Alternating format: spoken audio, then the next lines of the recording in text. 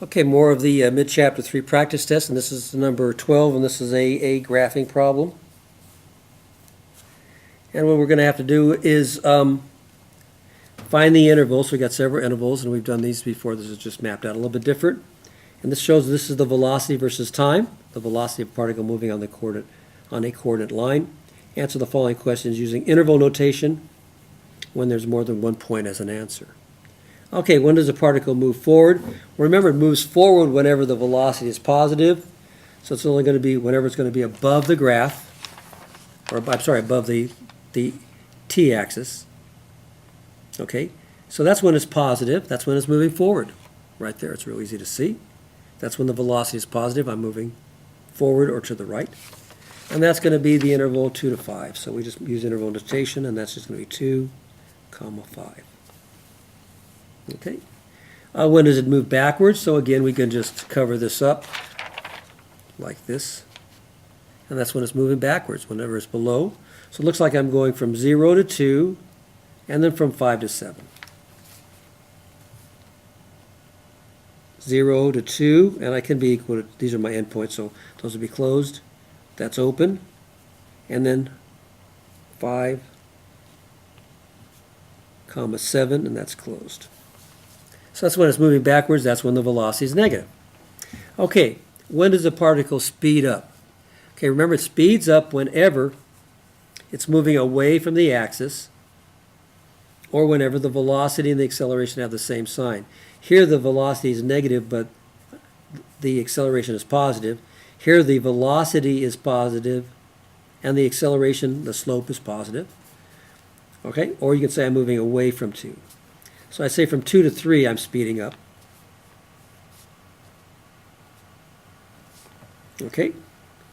Now here I'm moving towards 0, so I'm slowing down. Then from 5 to 6, I'm moving away from 0. So I can say I'm speeding up. And I can also double check it by saying my slope is negative and my velocity is negative. So that slope of the velocity is the acceleration, so they're both negative. So 5 to 6 makes sense. So that's when I'm speeding up, when I'm moving away from 0.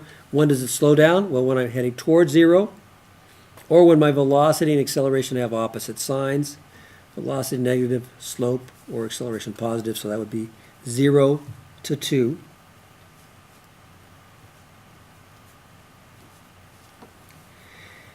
And then I'm also headed towards 0 at 4 to 5.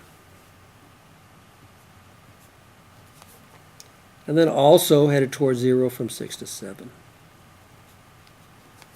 So that's when I'm slowing down. Oops, that should be closed at 7. There we go. Okay.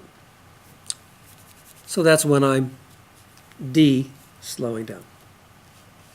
Okay, when is the particle's acceleration positive? Remember, the acceleration is the slope of the velocity. So where is it positive? Well, it's whenever it's going uphill. And I'm going uphill from 0 to 3. That's when I'm going uphill. I'm going downhill. I'm not going any place. And I'm going uphill also from 6 to 7.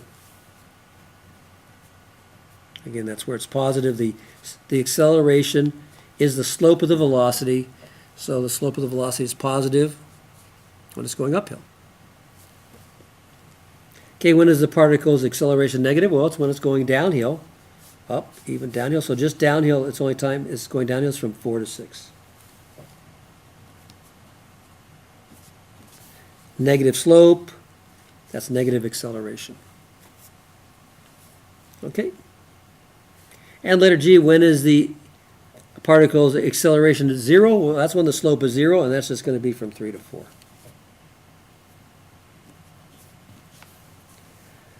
Okay, and then when does the particle move at its greatest speed? Well, that's wherever the velocity is the farthest from 0, whether it's positive or negative. And it looks like it's farthest from 0 right over here at t equals 0. That's the farthest distance it is from the, this is pretty close on the positive side, so this is where we start out. So that's the greatest speed. Okay, so if that makes sense.